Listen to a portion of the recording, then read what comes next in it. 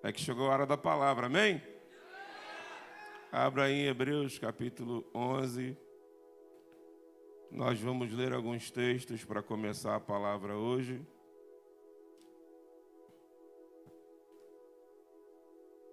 Me empreste sua garrafinha aí, amor, por favor. Essa garrafinha é da pastora, tá, irmãos? Ela é meia rosa, meia azul. O varão aqui, né? Aqui é varão, irmão. Amém?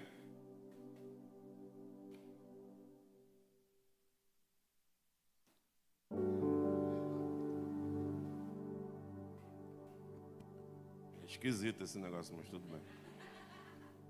Hebreus 11, 7. Depois nós vamos ler Mateus capítulo 24. Se achou, diga amém. Vamos lá, irmãos. Pela fé, Noé, divinamente avisado das coisas que ainda não se viam, temeu e para a salvação da sua família, preparou a arca pela qual condenou o mundo e foi feito herdeiro da justiça que é segundo a fé. Mateus capítulo 24, a partir do versículo 36.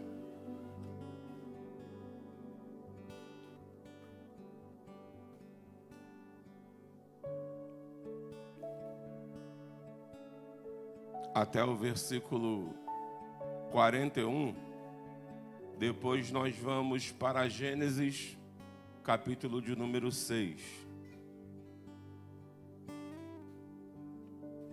Se você achou, diga amém. Diz assim, irmãos: porém daquele dia e hora ninguém sabe, nem os anjos dos céus, nem o Filho, mas unicamente meu Pai. E como foi nos dias de Noé, assim será também a vinda do Filho do Homem. Porquanto, assim como nos dias anteriores ao dilúvio, comiam, bebiam, casavam e davam-se em casamento até o dia em que Noé entrou na arca. E não o perceberam, até que veio o dilúvio e os levou a todos. Assim será também a vinda do Filho do Homem. Então, estando dois no campo, será levado um e deixado o outro. Estando duas moendo no moinho, será levada uma e deixada outra. Gênesis, capítulo de número 6.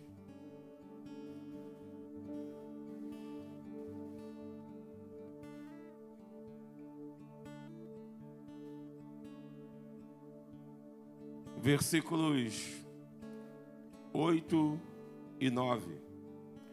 Gênesis 6, versículos 8 e 9. Noé, porém, achou graça aos olhos do Senhor. Estas são as gerações de Noé. Noé era varão justo e reto em suas gerações. Noé andava com Deus. Amém, irmãos? Quando o Senhor pôs no nosso coração de que nesses próximos 2 meses nós estaríamos focados no tema família, o Senhor primeiro me deu uma palavra muito dura na última sexta-feira. Porque justamente no dia 1º, eu e a pastora estávamos na escala para orar aqui de 5h30 às 6h30. E aí a pastora orou e foi um ambiente formidável. Você que não vem, irmão, você está perdendo experiências, momentos muito especiais diante do Senhor. E eu não acho possível que de segunda a domingo você não consiga estar aqui, nem sequer um dia para orar de 5h30 às 6h30 da noite. Mas tudo bem, vida que segue. E depois eu fui orar. E aí, irmãos, enquanto eu encerrava a minha oração, o Senhor falou comigo assim: olha como o Senhor foi duro comigo. Bispo, eu estou louco para ouvir isso. É bom ouvir quando o Senhor é duro com os outros, né? Tudo bem. O Senhor falou comigo assim: todos sabem que aqui onde era o nosso antigo templo, enquanto o Senhor permitiu, foi a nossa casa, amém? Na parte de cima nós morávamos. Até quando o Senhor permitiu? E por que está isso? Porque talvez alguns não saibam. E o Senhor falou comigo assim: eu derrubei a sua casa para que ela não fosse só a sua casa, mas para que ela passasse a ser a minha casa.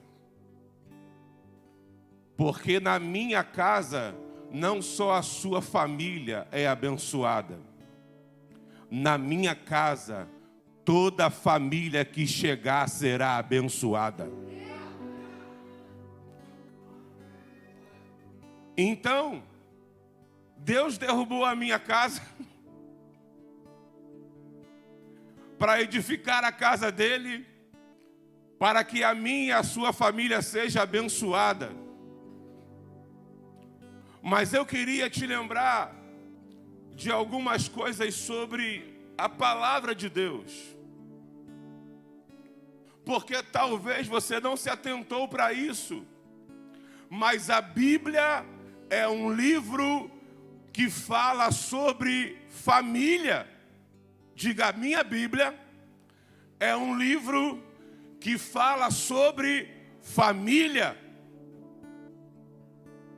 E eu queria te lembrar que, biblicamente, existe um modelo do que é ser uma família. A Bíblia diz que Deus criou o homem, Adão. E Deus lança sobre o homem um pesado sono, tira uma das suas costelas e forma a mulher, ou a Isha, a sua disjuntora. E aí, o homem vai dizer: essa é carne da minha carne, osso dos meus ossos, e o seu nome será Varoa.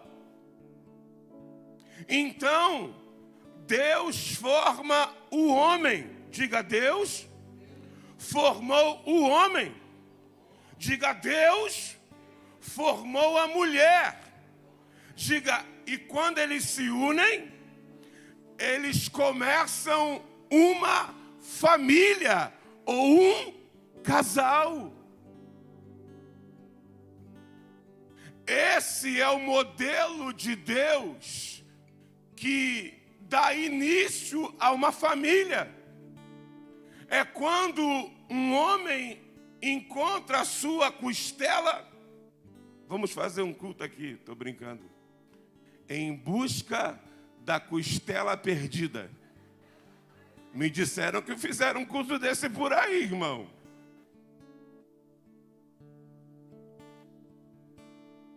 Então esse homem encontra a sua costela. E eu quero te lembrar de uma coisa. A costela que eu e você temos é aquilo que mantém o meu e o seu corpo ereto. É aquilo que protege os nossos órgãos vitais. Você está aí, irmão? Então olha para alguém e fala assim: se tu já casou, pega essa revelação. Se tu vai casar, pega também. Mas o casamento existe para trazer completude ao homem e à mulher. O casamento existe para que o homem se posicione da forma certa, para que a mulher tome diante do Senhor a posição correta.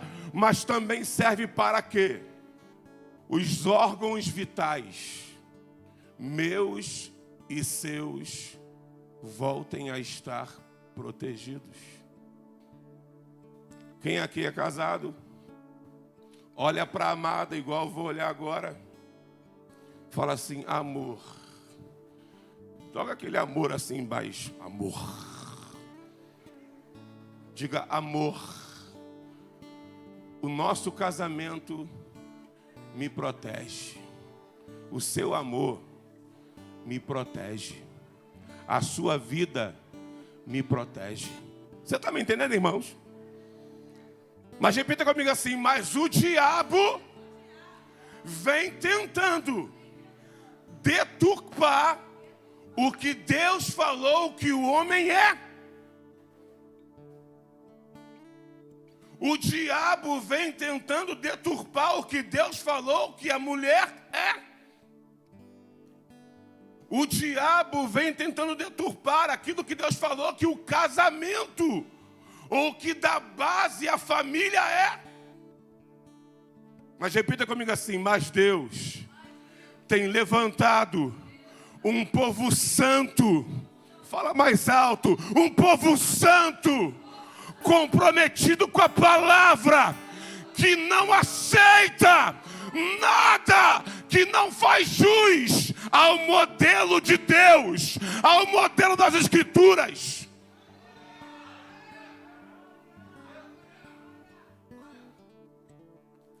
Então, irmãos, Deus criou o homem, a mulher, o casamento, para que nós nos sintamos completos e protegidos. Vou ter que alfinetar um pouquinho aqui os varões, tá? Varão, a sua esposa se sente protegida por você?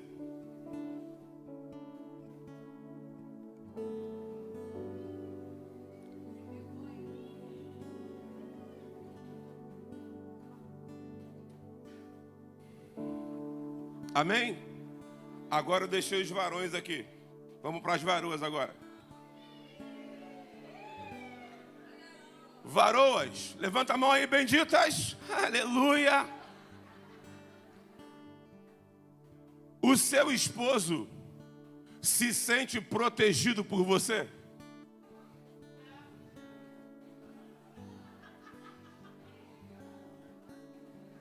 Porque existem muitas formas de proteger o seu cônjuge.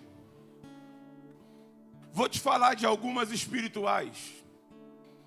Nós protegemos o nosso cônjuge quando nós temos a preocupação de orar diariamente por eles diante do Senhor. Nós protegemos o nosso cônjuge quando, ao invés de liberar palavras malditas, nós liberamos sobre ele ou sobre ela palavras benditas. Você não chama ele de prova, você chama ele de abençoado. Tu entendeu, irmã? Tu entendeu? Lá vem a prova.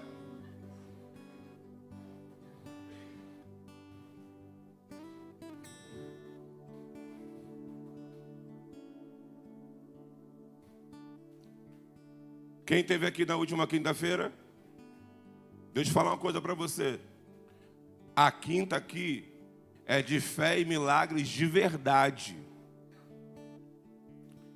Silvana pregou para nós aqui na última quinta-feira e falou assim: tem muitos crentes que oram pedindo ao Senhor para que seu esposo, sua esposa, seus filhos sejam uma bênção, mas ao sair do ambiente de culto, anulam a oração que fizeram. E quando é que isso acontece? É quando você ora e fala assim: Senhor, que o meu esposo seja um homem santo, seja o sacerdote da minha casa. Aí quando você vai discutir com ele, você chama ele de mané para baixo. Tá me entendendo? Tá me entendendo? Tá me entendendo? Aí o varão vai orar e fala assim: Senhor, dá sabedoria à minha esposa, Senhor. Ajuda ela, Jesus. Ela é tão legal. Mas quando o dia da provação vem, você chama ela de coisinha para baixo. Aí você está anulando tudo que você construiu em oração. Amém? Você está comigo? Amém? Vamos lá, irmãos. E aí, nós vamos ver que nos últimos tempos, o diabo vem tentando apresentar ou inculcar na humanidade que existe um outro tipo de vida que vai completamente contra o padrão que o Senhor estabeleceu para o homem, para a mulher ou para a família. Mas sabe de uma coisa, irmão e irmã? Quando uma família é formada segundo o modelo de Deus, aquilo que Deus liberou sobre ela continua permanecendo. E quando o Senhor criou o homem, Ele falou assim: pega isso aí, levante sua mão. Levante sua mão. Olha para alguém e fala assim: recebe isso aí, cara. Fica ligado. Diga: quando Deus me criou, Ele disse: Baraque, seja abençoado, tenha um casamento abençoado, tenha uma família abençoada, por onde você passar, tenha a bênção de Deus.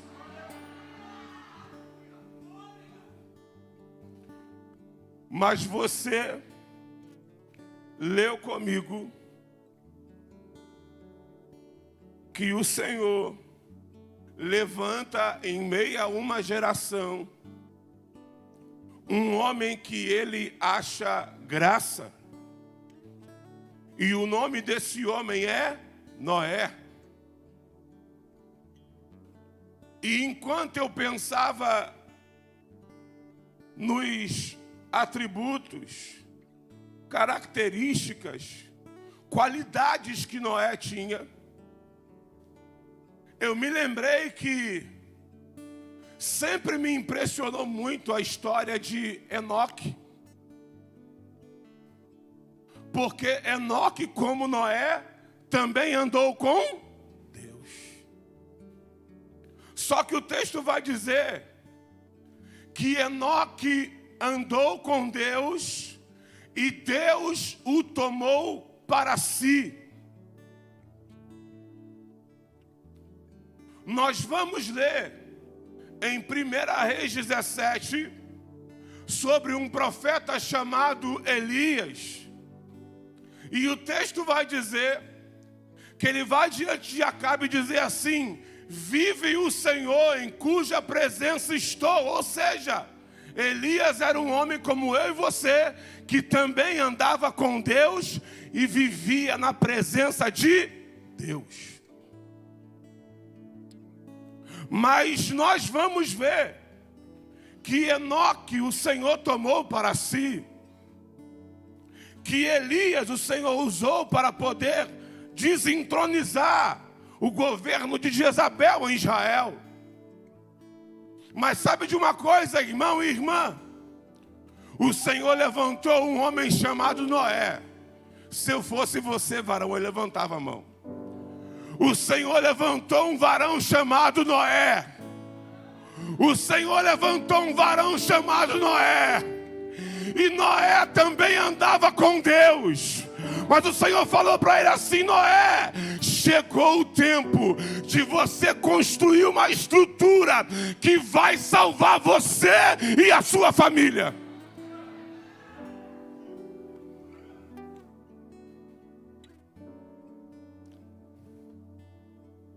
Enoque andou com Deus e Deus os tomou para si.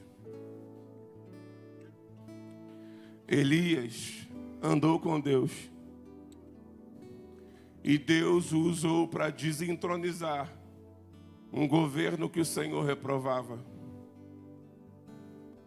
Todavia, porém, o Senhor levanta um homem chamado Noé. Você, varão, levante sua mão, por favor. Quando eu falar assim, todavia o Senhor levantou um homem chamado, você vai dizer o seu nome, por favor. Todavia o Senhor levantou um homem chamado. Mantenha a sua mão erguida. Todavia o Senhor levantou um homem chamado.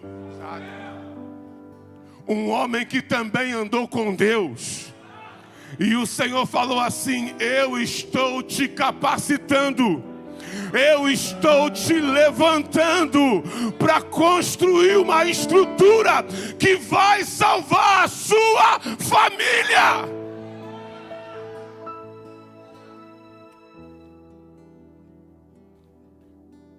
Só que, obrigado, filho.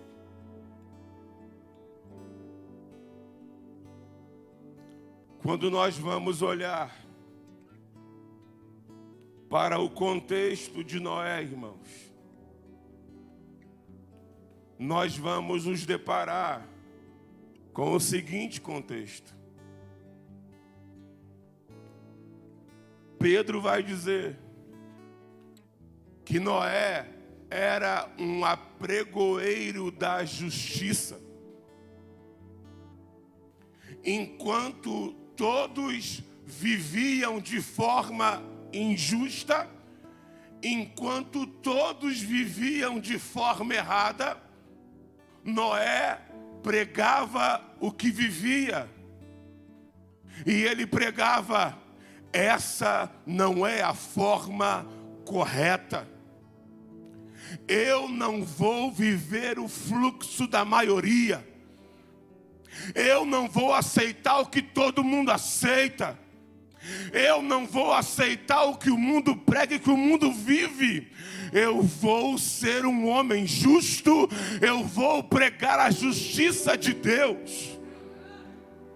Ou seja, irmãos, Noé era um cara que aonde chegava, ele às vezes não concordava com tudo que se falava ou com tudo que se fazia. E deixa eu falar uma coisa para você. Se você ainda não é um crente assim, você é um crente inofensivo. Diga: mas Deus me plantou nesse lugar para eu deixar de ser um crente inofensivo e começar a me posicionar nele, e aprovar o que Deus aprova, e reprovar o que Deus reprova. Ei, Deus criou macho e fêmea, Deus os uniu para começar uma família.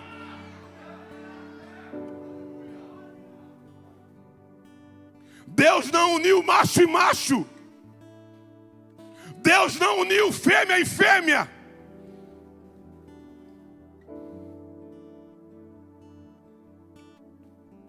Até porque, irmãos, tudo que é contrário a Deus acaba não tendo o poder de gerar.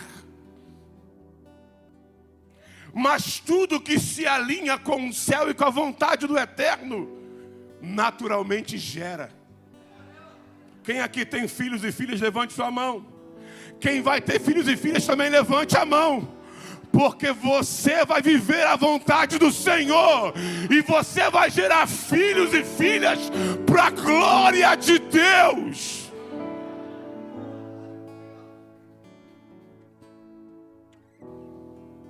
Mas o texto vai dizer, irmãos, que a história de Noé tem tudo a ver com esses últimos dias. Jesus disse que os dias que antecederia a sua vinda seria como nos dias de Noé. as pessoas estariam casando-se, dando-se em casamento, cada uma preocupada com a sua satisfação pessoal, cada uma preocupada com a sua realização pessoal, com a sua completude pessoal. Mas sabe de uma coisa, meu irmão e minha irmã? Deus nos disse que esses próximos 2 meses, Ele vai nos levantar e Ele vai nos usar para que, assim como Ele usou a Noé, Ele nos use nessa última geração. Para que através de mim e de você, não só a minha, mas a minha, a sua família de outros também sejam alcançadas. Mas bispo, isso é antibíblico, mentira! Não precisa ler não. Êxodo 12, qual é o endereço? O Senhor dá uma ordem para Moisés: mande o povo se reunir nas suas casas. E a direção é a seguinte: eles vão sacrificar o cordeiro para a família comer. Para quem, irmãos? Pegue o sangue do cordeiro e passe nos umbrais das portas e das janelas. Porque aonde houver o sangue do cordeiro, aquela casa, aquela família vai estar guardada. Eu não sei se você entendeu isso. Na sua casa, na sua família, está o sangue do Cordeiro de Deus. Porque sabe de uma coisa? Aleluia. Ele morreu pela nossa família. Ele se entregou pelas nossas famílias. E João Batista vai dizer: eis o Cordeiro de Deus que tira o pecado do mundo. Meu irmão, minha irmã, Jesus se entregou naquela cruz pelas nossas famílias.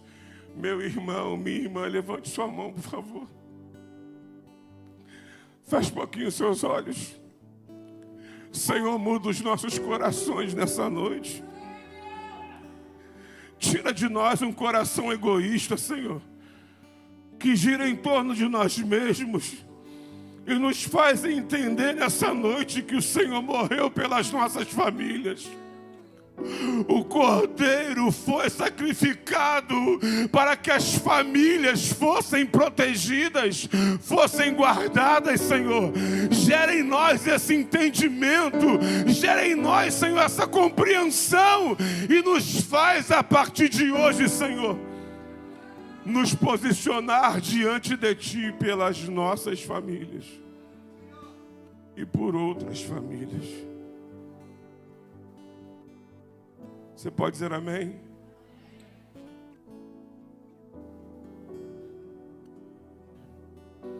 Eu tinha dito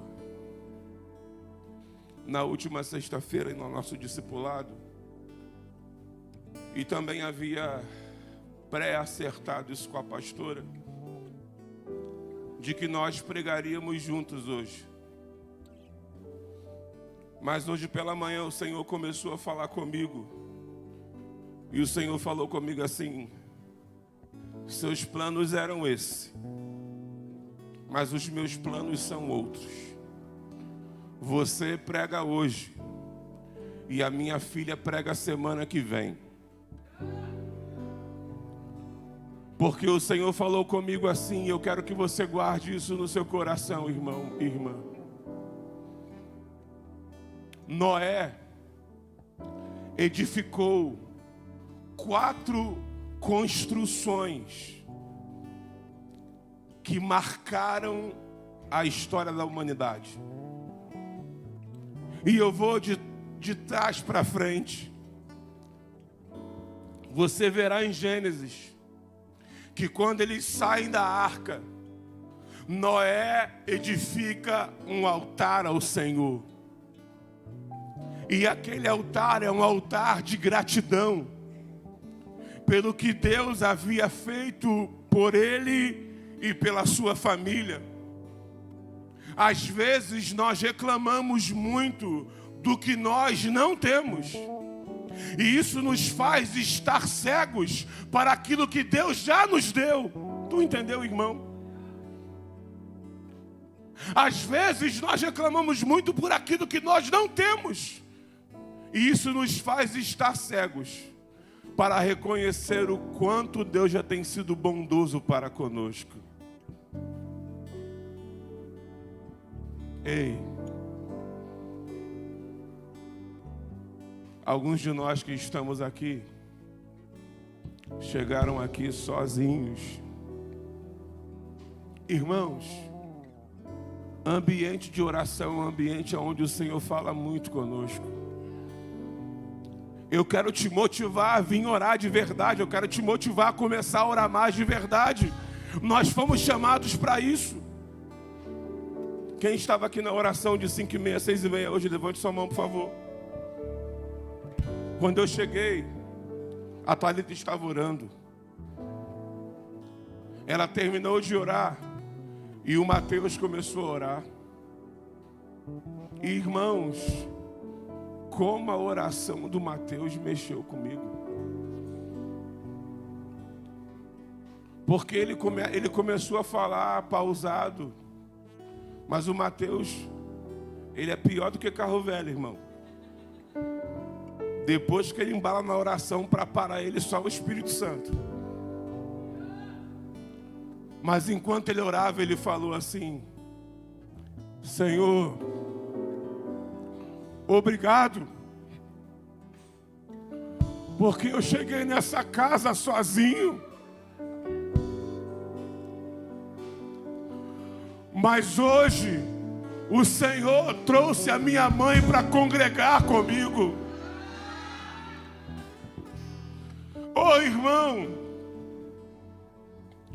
não deixe o diabo te cegar ao ponto de você não enxergar o quanto Deus tem sido bondoso conosco. Irmãos, eu às vezes quando estou no culto, eu não choro só porque o Senhor está presente. Eu choro de gratidão, irmãos. Porque eu olho para o meu lado, às vezes está a minha esposa quando não está no altar. Eu olho para os ministérios e vejo os meus filhos. Vejo as minhas noras. Agora estou vendo até os meus netos, irmãos.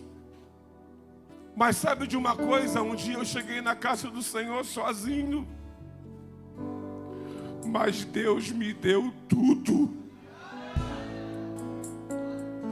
Ei, você pode estar sozinho hoje, mas tudo que Deus me deu, Malaquias vai dizer: eu, Senhor, seu Deus, não mudo.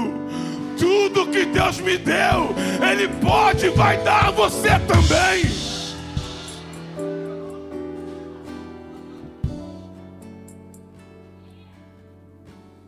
E não se engane, irmãos. O Deus de Noé está aqui nessa noite. Então, a primeira edificação de Noé, ou melhor, a última edificação de Noé foi o altar. Mas antes do altar, Noé havia construído uma arca. Diga, Noé, antes do altar, havia construído uma arca. E eu perguntei isso aqui na última sexta-feira para os nossos líderes e ministros. Irmãos, a arca era feita de ferro, sim ou não? Quem aqui trabalha com ferro, já trabalhou com ferro, levante sua mão. O que é mais fácil, irmão ou irmã? É você envergar uma madeira ou envergar um ferro? É mais fácil envergar uma madeira. A arca era feita de lama, sim ou não, irmãos? Sim ou não? Não. Era feita de areia, sim ou não? Diga, a arca era feita de madeira. Feita de quê, irmãos? E eu quero que você entenda isso essa noite, irmão. Ô, irmão, Deus está muito presente aqui. Biblicamente, a madeira tem uma simbologia. A madeira tem um significado. Isaías 58:11 vai dizer: e o Senhor te guiará continuamente, e fartará a tua alma em lugares secos, e você será como jardim regado, cujas águas nunca vão faltar. O profeta vai dizer assim: e vós serão carvalhos de justiça, plantação do Senhor.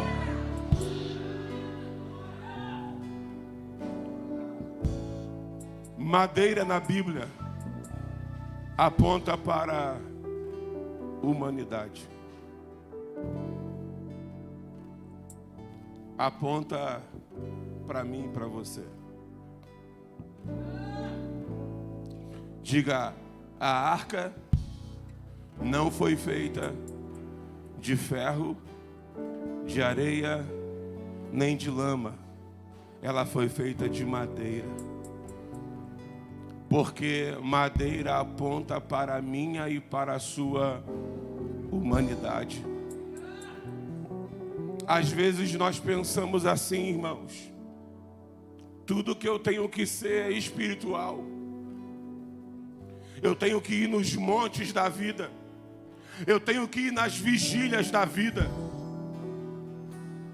Eu tenho que ir nos lugares aonde o fogo pega, porque assim os meus vão estar guardados. Olha para cá, irmão. Olha para cá, como diz a Daiane. Ó, para cá, para cá, para cá.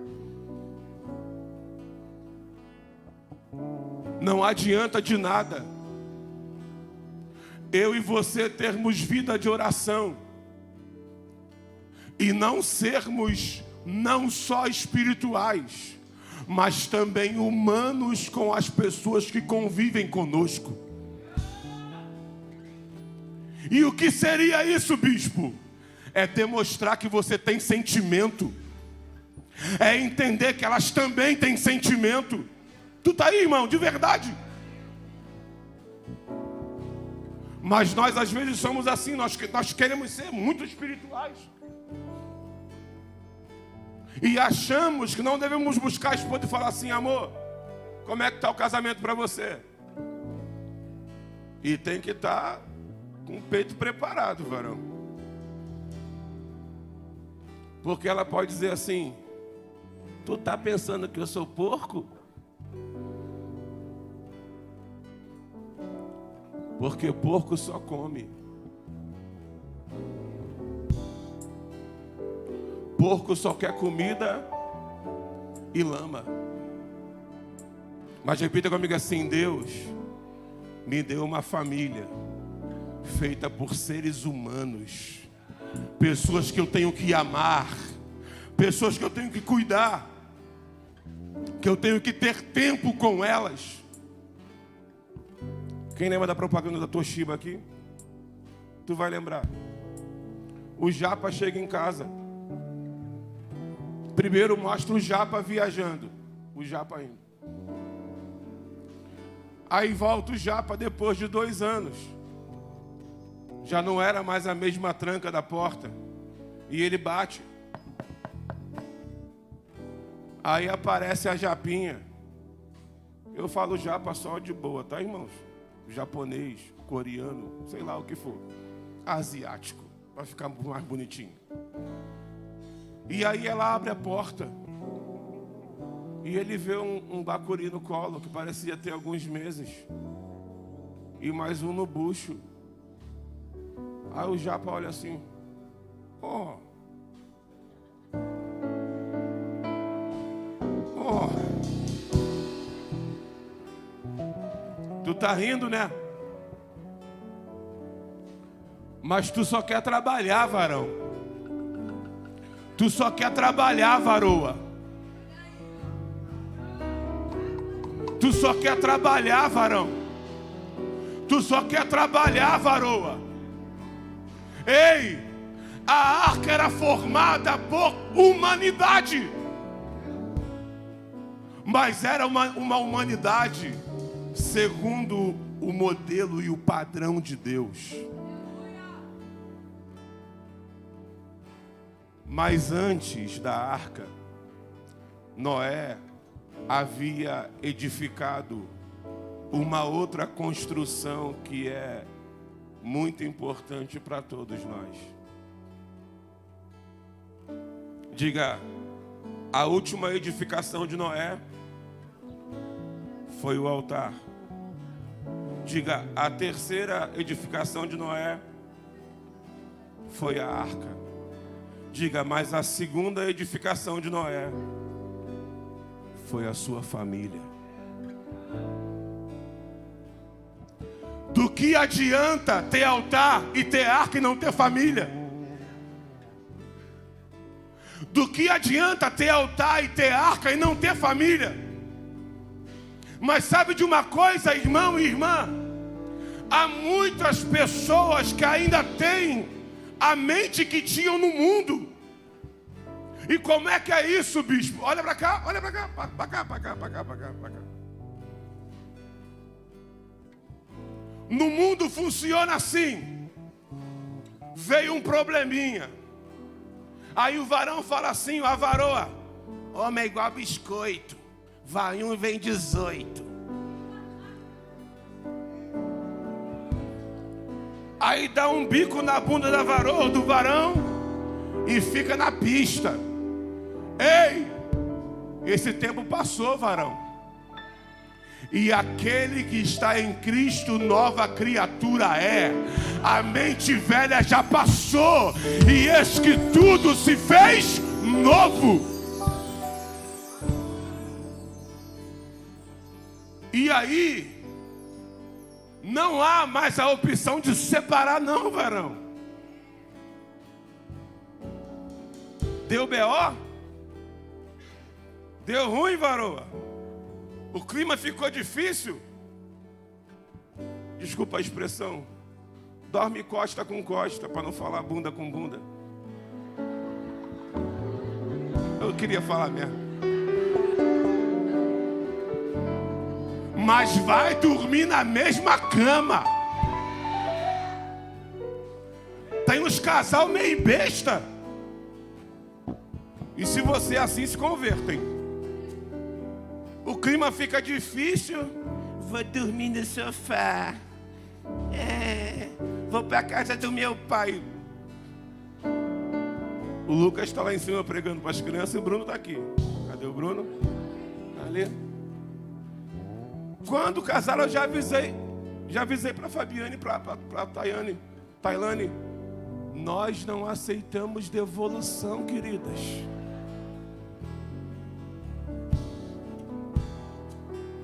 Por quê? Porque você casou para não dormir mais sozinho. Isso já tem anos. Nós discutimos feio aí, a pastora. Vocês discutem? A gente é ser humano igual tu. Aí a pastora: fui dormir no sofá. Falei: cabe 2.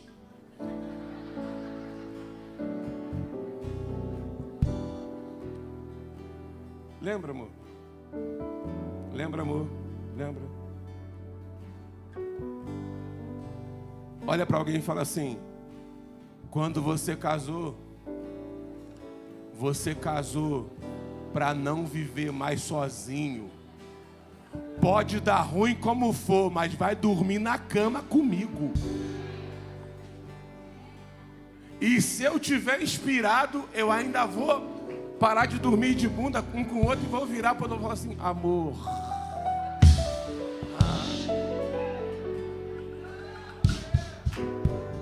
Isso é bíblico, irmãos. Mateus 5.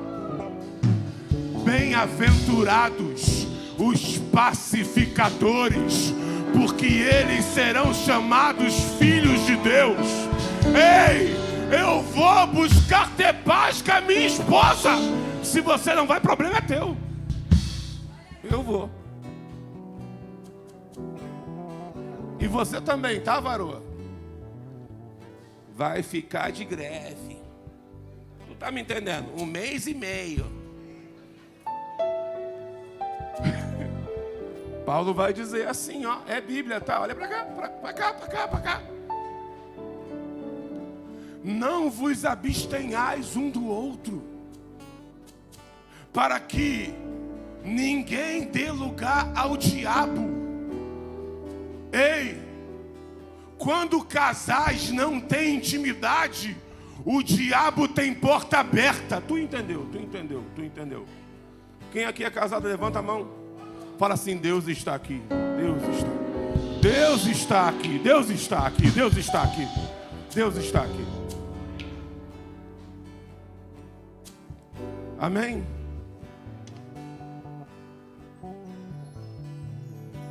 Então, Noé edificou a sua família. Diga, Noé edificou a sua família. Diga, dentro do padrão que Deus estabeleceu. Diga, Deus disse: deixará o homem, o seu pai e sua mãe, unir-se-á a sua mulher, e ambos serão uma só carne. Não faz diferente não, varão. Vai dar ruim. Faz diferente não.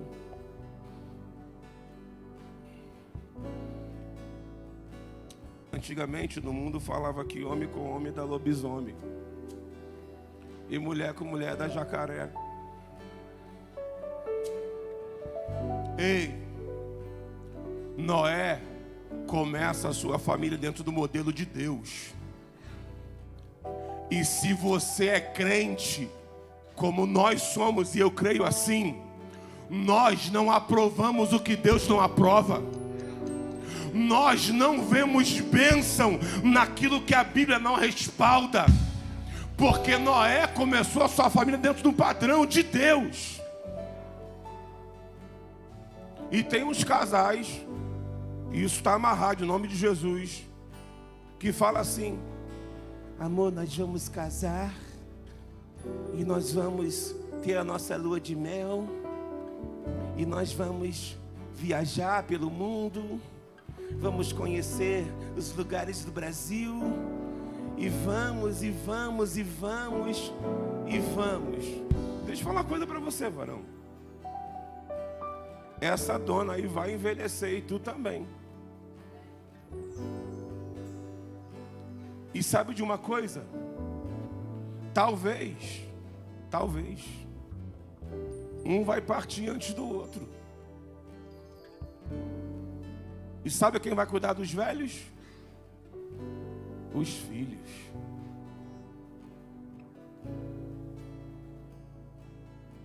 Ei, comece a sua família. Para de querer viajar e vai fazer filho. Bispo, Deus usou o senhor agora, hein? É até mais barato. Aleluia! Irmão, eu estou pregando a palavra, amém?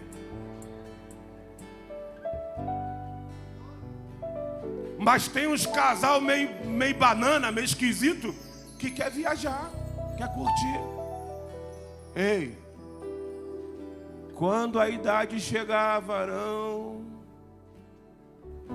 e a irmã ficar mais velha, o irmão ficar mais velho, e aí tu não conseguir ir no banheiro sozinho, vai faltar os filhos, vai faltar as filhas. Porque filho e filha, honrar pai e mãe não é dar presente. Honrar pai e mãe é ser presente. Pega isso aí, varão. Honrar pai e mãe não é dar presente. Honrar pai e mãe é ser presente.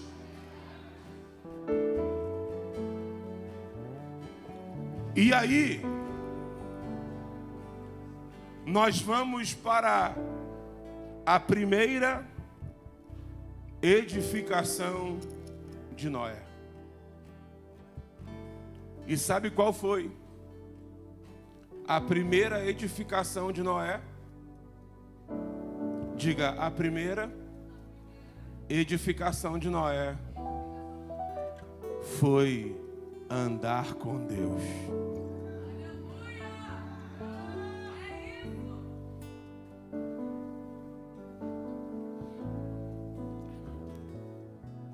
Por que é que a minha família não dá certo, bispo? Porque você não anda? Por que é que eu não consigo construir uma arca para salvar a minha família, bispo? Porque você? Por que é que eu não consigo construir um altar de gratidão ao Senhor, bispo? Porque você não? Mas quando você anda com Deus, a sua família é abençoada. Você constrói uma arca em Deus para salvar a sua família. E você vai sempre edificar ao Senhor um altar de gratidão. Porque, como diz o salmista, grandes coisas tem feito o Senhor por nós. E por isso nós estamos alegres.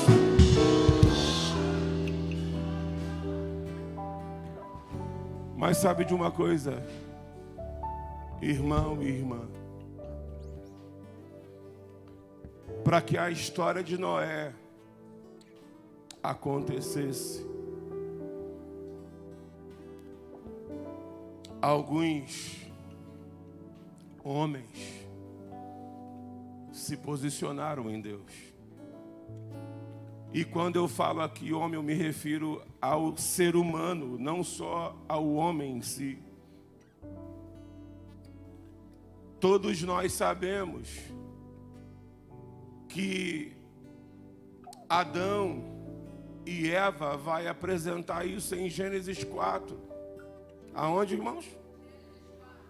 Vai dizer que eles coabitaram e deram à luz a um filho e pôs o nome de Caim. E depois coabitaram de novo e tiveram outro filho e deram o nome de Abel. Mas o texto vai dizer que chega um dia em que aqueles filhos que tinham os mesmos pais, aqueles filhos que tinham a mesma criação, a mesma referência, chega o dia de oferecerem algo ao Senhor. E vai dizer que Abel oferece as suas primícias ao Senhor. E as suas primícias dos seus animais correspondia ao que ele sentia por Deus, porque Deus aceitou a Abel e a sua oferta. Todavia, Caim trouxe dos frutos da terra para o Senhor. E a partir dali nasce no coração de Caim um sentimento errado pelo seu irmão. E vai dizer que Caim, ele mata Abel. Ele faz o que, irmãos? Ele faz o que, irmãos? Por quê? Porque no seu coração nasce a inveja. No seu coração nasce um sentimento errado pelo seu irmão. Só que além de perder aquele filho querido, o texto vai dizer que o primeiro casal, eles têm que ver o seu filho mais velho se perder pelo mundo afora. Porque o texto vai dizer que o Senhor, ele vai, como fez com os pais, ele vai banir Caim. E vai dizer que ele vai ser andarilho. No original vai dizer que ele vai ser vagabundo. Diga, Caim é o pai dos vagabundos. Tu entendeu? Vagabundo é aquela pessoa que gosta de ficar à toa. Tu conhece algum vagabundo? Conhece? Quando for orar, fala assim: Caim, sai daí que eu já te vi. Caim é o pai dos vagabundos. Então esse casal, eles sofrem uma perda e sofrem uma outra perda. Por quê? Porque o seu filho mais velho decide viver o mundo afora. Mas sabe de uma coisa, irmão e irmã? Nós vamos ver isso no final de Gênesis 4 e no início de Gênesis 5. Vai dizer que Adão conhece a Eva mais uma vez. Diga, Adão conhece a Eva mais uma vez. E nasce o terceiro filho. E sabe qual era o nome dele? Diga, Sete. E olha que interessante isso. Sete poderia muito bem carregar um pouquinho de Caim, ser parcialmente parecido com Abel. Mas o texto vai dizer que esse filho chamado Sete, ele vai extrair aquilo de melhor que o seu pai tinha. Porque o texto vai dizer que Sete era a imagem e semelhança de seu pai. Olha para cá, irmão. Quando Deus criou o homem, Ele criou o homem como? Segundo a sua imagem. E segundo a sua... Ou seja, Sete falou assim: o que eu vejo de Deus no meu pai, eu quero que exista em mim. Tu está me entendendo, irmão? E o texto vai dizer, irmãos, que a partir da geração de Sete desencadeia-se uma geração bendita. Levante sua mão, por favor. Diga a Deus que a partir da minha vida se desencadeie uma geração de filhos e filhas benditos e benditas pelo Senhor. Aleluia. E o texto vai dizer, irmãos, de Gênesis 5, que na geração de Sete, abra por favor Gênesis 5.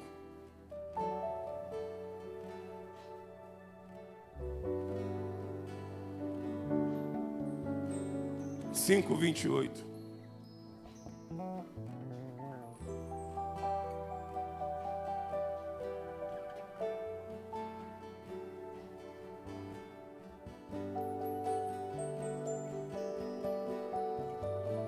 Você achou? Diga amém. Olha que interessante, irmãos. E viveu Lameque 182 anos e gerou um filho. E chamou o seu nome. Me ajuda aí, chamou o seu nome, dizendo: este não será como os outros, este nos consolará acerca das nossas obras e do nosso trabalho, do trabalho das nossas mãos, por causa da terra que o Senhor amaldiçoou. Olha para cá, irmão. Quando Noé nasceu, o seu pai percebeu que ele não era uma pessoa comum. Por favor, me ajuda aí a pregar. Olha para alguém e fala assim: tu já percebeu que você não é comum?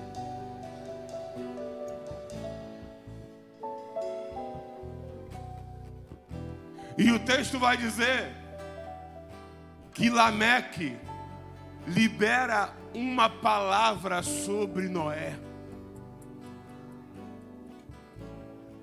Noé, ou melhor, Lameque, libera uma palavra sobre o seu filho.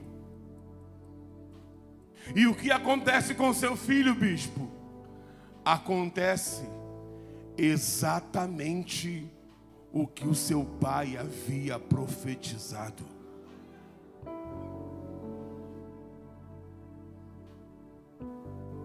Andar com Deus é muito desafiador, porque andar com Deus, e isso é para você, pai e mãe, É muito desafiador andar com Deus, por quê? Porque andar com Deus implica em entender que nós não somos somente pai e mãe, mas nós somos aqueles que em Deus seremos profetas para determinar o futuro dos nossos filhos. Tu tá aí, irmão, de verdade? Há algum tempo atrás, nós fizemos uma campanha aqui na igreja. E o tema da campanha era Flechas e Valentes. Eu vou te fazer uma pergunta. Quem já brincou aqui de arco e flecha? Levante sua mão, por favor. Se você pegar um graveto, envergar e botar lá a linha, o que você usava, e pegar um outro graveto, ainda com folhas, ainda imperfeito, e tentar jogar, ele vai para algum lugar, sim ou não? Olha a cola aqui, ó. Sim ou não? Mas eu queria te fazer uma pergunta. E quando você parou, pegou a faca da sua mãe escondida, foi no fundo do quintal e começou a limpar, tirou as folhas, tirou os excessos, fez uma ponta naquela vara, fez aquele rasgozinho no final dela, e você puxou assim, a flecha foi sim ou não? Repita comigo assim: porque a flecha foi trabalhada. Ei, eu e você que somos pais, e você que será um dia pai e mãe, Deus nos chamou não só para gerar filhos, mas para preparar flechas para as gerações vindouras. Mas flechas são galhos tratados, flechas são madeiras tratadas, e Deus vai te capacitar para isso, sim ou não? E uma das coisas que nós aprendemos aqui na campanha Flechas e Valentes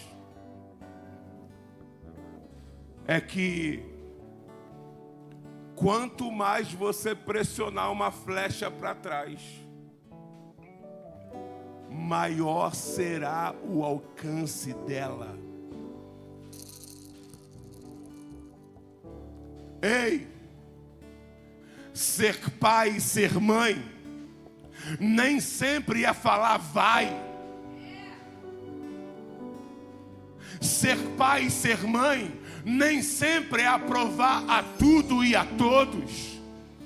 Ser pai e ser mãe é às vezes puxar para trás. Opa, agora não, volta. Mas sabe de uma coisa? Quanto mais você puxar para trás, mais longe essa flecha vai chegar.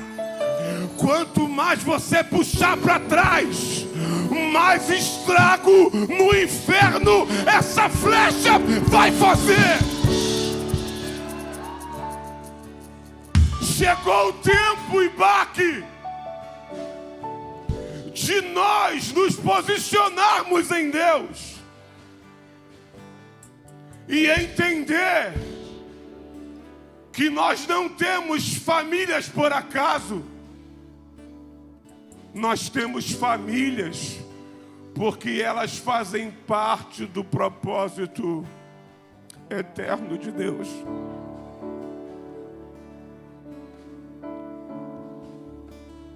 E de verdade, irmãos,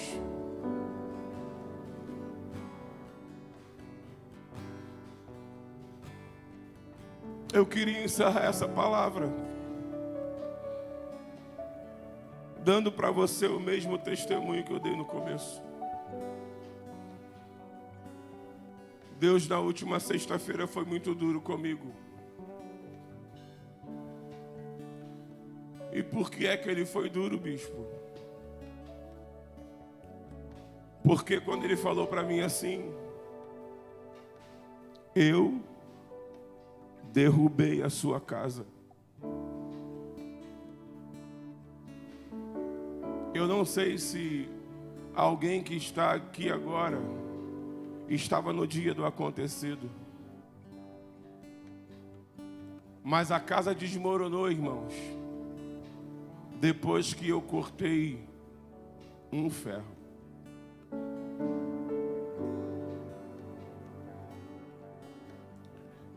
Eu poderia carregar até hoje um sentimento de culpa.